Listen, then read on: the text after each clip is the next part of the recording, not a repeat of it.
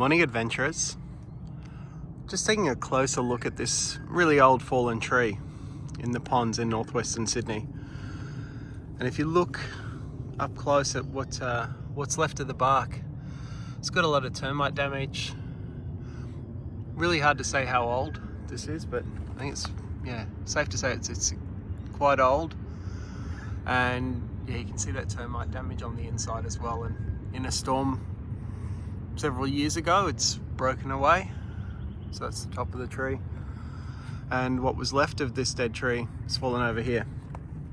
The reason I've come take a closer look is because I was curious to see if I might find something like this. So I'll just step back so you can see the whole tree. Okay, so there's the base of the stump and the remainder of what's left with the fallen body behind it. But yeah, what I'm looking at there is that scar. So that scar starts at about 6 feet high, maybe just a little bit more, so it's slightly taller than I am. But yeah, very deliberate scar that's been cut in there. So, once again, we're looking at another Aboriginal scar tree in the area. What's really interesting, and the reason I came to have a look at this tree, is because it's one of the oldest still standing trees that I could see in the area. But more importantly, my belief is that so many of these trees are used as route markers. Now the creek is just behind us down there. So just where that tree line is, that's where the creek runs. The lake is over that way. So people, if familiar with the area, might know the lake. But this tree here and the direction of that scar, so if you were coming up from the lake and saw this tree and then continued to walk in that direction, so heading straight on and going that way, there's more scar trees up on top of the hill, which is at Castlebrook Cemetery. So this kind of adds to that if you follow the route markers, and they might definitely, I think not might, they definitely serve other purposes as well to mark important sites. But this here, I'm thinking, yeah, very much, it's quite high, so it would have sat higher than most of the vegetation. So it's that one that's meant to stand up and stand out, I think, so that as you're navigating through the bush, because this bush here, it's not terribly thick, but it's thick enough that this wouldn't easily stand out.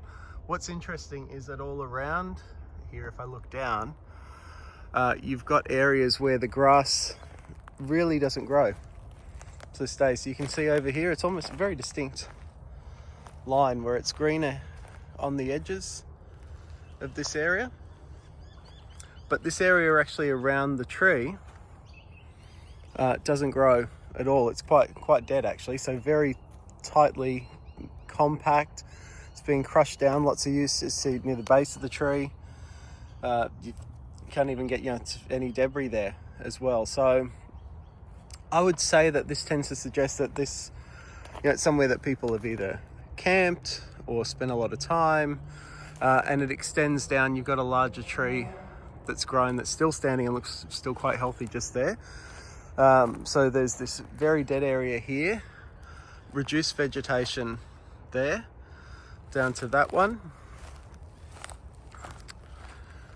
And then once again around the base of that tree we see less vegetation, but then you can see the grasslands just over to what would be the south, and most of that grass sits up sort of between 3-4 feet high. Gets a little bit taller than that. It was all cleared out several years ago, so it's probably why it doesn't get taller than that. But yeah, so there is a distinct difference, that it does look and feel like there are pathways moving between some of these areas. And where this tree is with the scar, I think you've definitely got evidence that this was an area that was clearly used, and there was a lot of human movement, human habitation around this point, because it's compacted the soil and now the grasses simply don't grow within that area.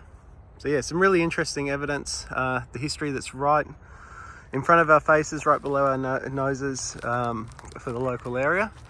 Yeah, just wanted to point out and share this because it really just throws a whole new perspective on the land. and being able to get around, and how you connect with the land and how you explore it. So, all right, have a good day.